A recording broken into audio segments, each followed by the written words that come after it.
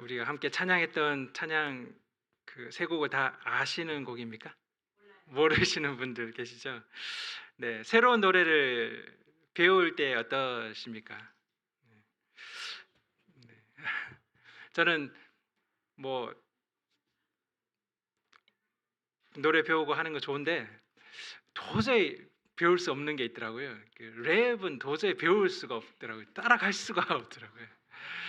그래서 참 새 노래를 배울 수 없구나 뭐 그런 생각을 했습니다. 제가 부모님 세대를 보면서 이해하지 못했던 부분들, 제가 부모님 세대가 되고 난 후에 우리 젊은 세대들을 이해하지 못하는 부분들이 또 발생하는 것을 보게 됩니다. 오늘 우리가 같이 읽은 이 내용 중에 새 노래를 배우는 그런 부분이 있습니다. 근데 14만 4천 밖에는 능히 이 노래를 배울 자가 없더라, 새 노래를 배울 수가 없다라는 그런 모습을 보게 됩니다. 우리가 지난번까지 13장에 대해서 함께 나누었습니다. 13장에서 우리가 본 것은 그 용이 두 짐승을 일으켜서 이제 그 여자의 남은 후손과 전쟁을 벌이는 거죠.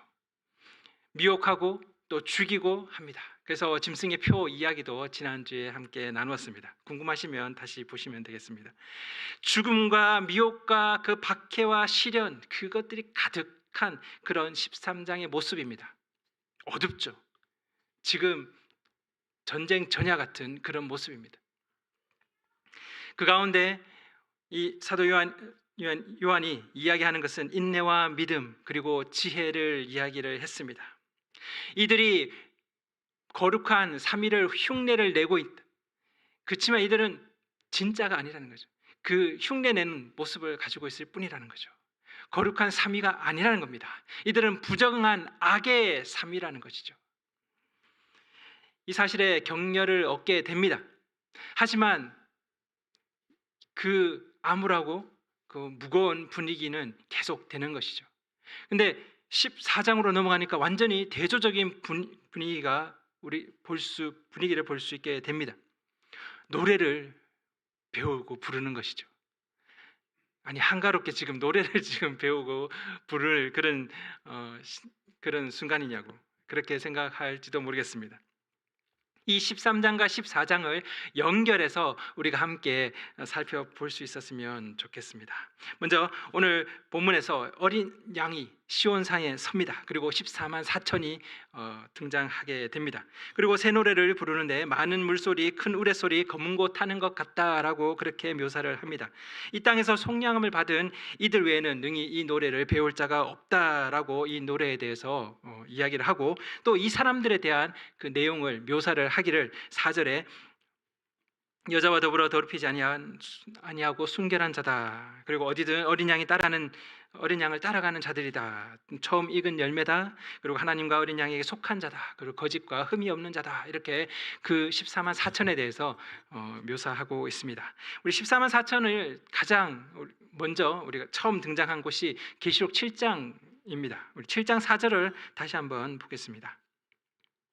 이스라엘 자손의 각 지파 중에서 인침을 받은 자들이 14만 4천이니 바로 인치심을 받은 그 14만 4천인 것이죠. 그때도 함께 나눴습니다. 이게 특정한 집단인가, 특정한 어떤 엘리트, 영적인 엘리트 집단인가, 그런 얘기를 했었습니다. 근데 오늘 본문과 함께 연결해서 본다면 속량을 받은 사람들, 그리고 이 사람들 외에는 능히 새 노래를 부를 수가 없다라고 하니까, 그러면 이게 그냥 특정한 어떤 집단을 이야기한다고 보기에는 좀 어렵다라는 생각을 하게 됩니다. 결국 속량함을 받은, 그 대속함을 받은 그 모든 이들을 다 상징하고 있는 것이 아닌가, 그렇게 보게 되는 것이죠. 결국 이 위에서 묘사하고 있는 이 모든 내용들 자체도 속량받은 모든 이들의 특징을 이야기하는 것이죠. 그래서 오늘 노래의 제목을 만약에 이 14만 4천이 부르는 노래의 제목을 정한다면 속량의 노래, 속량의 축가, 이렇게 붙이고 싶습니다. 속량이라는 것은 대가를 지불하고 노예를 되찾아오는 것입니다. 아니면 그 노예에서 자유의 몸으로 바뀌는 것이죠. 대속하는 겁니다. 대신 속해줘서 그 대가를 지불해서 다시 사는 것을 이야기합니다. 그 속량의 축가, 창가, 그것이 이 새 노래의 제목이 아닐까 그렇게 생각해 볼 수 있습니다. 근데 이게 어려워서 배울 수 없는 게 아니라는 거죠.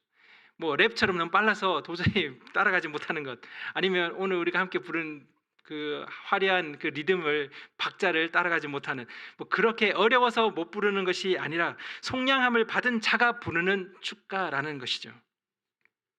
오늘 본문에서 속량에 대한 이야기는 그 이미지는 가지고 있는 표현들을 우리는 종종 발견하게 됩니다. 이마에 이름이 적혀 있다라는 것, 그리고 직접적으로 땅에서 속량을 받은이라고 3절에 등장하고 또 4절에도 속량을 받아, 이제 사람 가운데서 속량함을 받아라고 합니다. 이 땅에서 속량을 받고 사람 가운데서 속량을 받고, 이것이 13장의 내용과도 연결을 한다면 땅에서 나온 짐승, 그리고 그 짐승을 경배하는 그 우상을 만들고 만들어진 그 우상을 향해서 경배하는 그 사람들, 땅 위에 있는 사람들을 생각해 볼 수 있습니다. 그 사람들로부터 속함을 받은 사람들이라고 그렇게 이야기를 합니다. 그리고 하나님과 어린 양에게 속한 자들, 그렇게 4절에서도 이야기를 합니다. 그래서 속량의 축가, 속량의 창가라고 그렇게 우리가 이름을 붙이면 좋을 것 같다는 생각을 하게 됩니다. 그러면 이 노래가 도대체 어떤 내용의 노래일까요? 그리고 왜 못 부르는 겁니까? 왜 이 14만 4천만 부를 수 있는 노래입니까? 먼저 새 노래라는 것으로 우리 계시록을 살펴보면 계시록 5장 9절에서 10절에 새 노래라는 단어가 등장합니다. 우리 5장 9절에서 10절을 함께 보겠습니다. 그들이 새 노래를 불러 이르되 두루마리를 가지시고 그 인봉을 떼기에 합당하시도다. 일찍이 죽임을 당하사 각 족속과 방언과 백성과 나라 가운데서 사람들을 피로 사서 하나님께 드리시고 그들로 우리 하나님 앞에서 나라와 제사장들을 삼으셨으니 그들이 땅에서 왕노릇 하리로다. 피로 사서 하나님께 드리시고 속량하신다는 그런 이야기입니다. 이 새 노래를 부르는 그 내용이 이런 노래인 것이죠. 그가 죽임을 당함으로 사람들을 피로 사서 하나님께 드리시고, 그래서 그들로 하여금 나라와 제사장으로 삼으셨다. 또 검은고 타는 소리 같다라고 하는 부분, 이 검은고를 검색을 하면 또 계시록 15장 2절에서 4절을 우리가 참고해 볼 수 있습니다.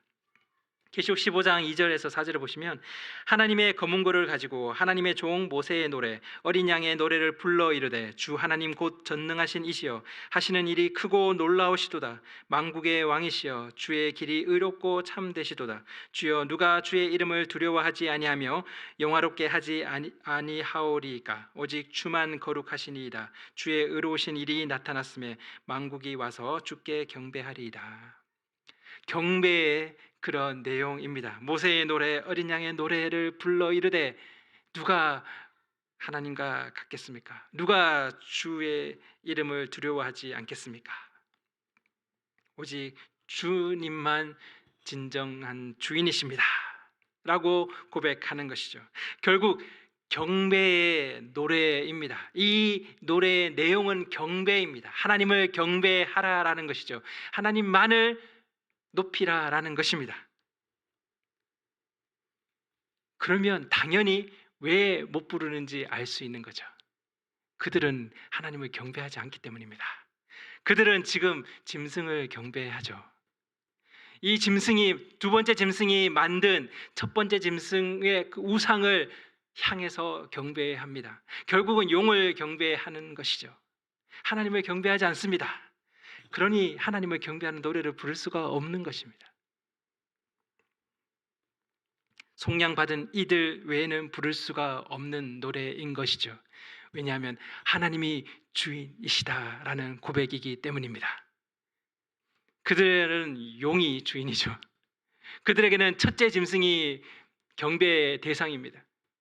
두 번째 짐승에게 엎드려야 지금 매매를 할 수 있고 살아갈 수가 있게 됩니다. 근데 그 상황 가운데 하나님만이 주인이십니다라고 고백하는 이들만이 이 경배의 노래를 부를 수 있게 되는 것입니다. 흔히들 4절, 5절을 보면서 이렇게 많이들 생각을 합니다. 이렇게 살아야 된다. 이렇게 살아야 되는데 14만 4천의 저 모습으로 저런 새 노래를 부르기 위해서 우리가 이런 모습이 되어야 되는데, 도덕적으로 영적으로 순결한 모습, 물론 여기서 뭐 여자와 더불어 더럽히지 아니하고 그러면 뭐 전부 다 남자만 이야기하는 거냐, 그건 아닙니다. 그러니까 도덕적이고 또 영적인 순결을 이야기하죠. 우상을 숭배하지 않는 그런 모습입니다. 그리고 어린 양이 가는 곳이면 어디든 따라간다라는, 어디든 따라가는 모습. 나는 그렇게 따르지 못하는데 따라가야 되는데, 뭐 이런 생각을 하게 되는 것이죠. 그리고 거짓이 없고 흠이 없게 살아야지, 참 그런데 쉽지 않구나, 나는 언제 이런 모습이 될까라는 생각을 가지게 됩니다. 그런데 이 본문을 듣게 되는 1차 독자들, 이 편지를 읽거나 듣는 그 1차 독자들은 어떻겠습니까? 그들도 이렇게 생각을 했을까요? 도덕적으로 영적으로 순결을 지키며 모든 인도하심, 어린 양이 가는 곳, 결국 어디입니까? 어린 양이 가는 끝, 십자가입니다. 십자가로 갑니다. 그 어린 양이 인도하신 가운데 순종으로 반응하고 열매 맺는, 처음 익은 열매라고 하는 것은 희생을 뜻합니다. 그 희생하는, 그 희생을 감수하는, 그리고 어린 양께 속해서 황제에게 속하지 않고 짐승의 표를 받지 않은 그런 모습으로 거짓 없이 흠이 없는 그런 사람이 되어 그렇게 살아야지라고 이들이 들으면서 그런 생각을 했겠습니까? 아니죠. 오히려 이 메시지는 그들에게 위로입니다. 왜냐하면 그들이 지금 그렇게 살고 있거든요. 거짓과 흠이 없는 너희는, 도덕적으로 또 영적으로 순결을 지키기 위해서 죽어가는 너희는, 모든 인도하심 가운데 순종으로 나아가서 지금 십자가 앞에 매달리고 있는 너희는, 지금 불타기 직전인 너희는, 지금 짐승 앞에 찢기기 전인 너희는 이 땅에서, 이 사람들 가운데서, 이 용과 짐승을 경배하는 이들 가운데서 속량함을 받은 자들이다 라고 위로하는 것이죠. 비록 파멸과 암울과 또 죽음이 너희들 앞에 가득 차 있지만, 내가 건져낸 이들이다. 내가 피로 산, 내 대가를 지불하고 찾아온 이들이다. 너희가 그 속량함을 받은 자들이다라고 이야기하는 것이죠. 두 짐승과 새 노래는 겹쳐져서 우리에게 보여집니다. 1차 독자들에게 그렇게 보여지는 것이죠. 파멸과 암울과 죽음을 보게 됩니다. 13장을 보면 그렇죠. 그렇게 짐승이 일어나서 자신들을 삼키려고 한다는 것을 보게 되는 것이죠. 그리고 실제로 지금 삼키고 있습니다. 그 상황 가운데서 파멸과 암울과 죽음 가운데 있었던 자신들을 속량하신 그 어린 양을 자신들을 만났거든요. 그리고 지금 자신들을 둘러싸고 있는 파멸과 암울과 그 죽음 앞에서 속량하심과 기쁨과 그리고 생명의 노래를 부르는 이 장면이 겹쳐 있다라는 겁니다. 이 두 장면이 정말 대조적인데, 완전히 대조적인 분위기인데 같이 어울릴 수 없는 두 장면이 함께 겹쳐져 있다는 거죠. 평행세계처럼요. 지금 내 눈앞에 보이는 것은 파멸이고 죽음이고 암울인데, 지금 노래하는 메시지는 생명이고 속량이고 그리고 기쁨이라는 거죠. 환희라는 겁니다. 자, 오늘 말씀이 저희들에게는 어떻게 적용이 됩니까? 저희는 핍박도 없고 박해도 없는데요. 파멸도 없고 뭐 별로 와닿지 않습니다.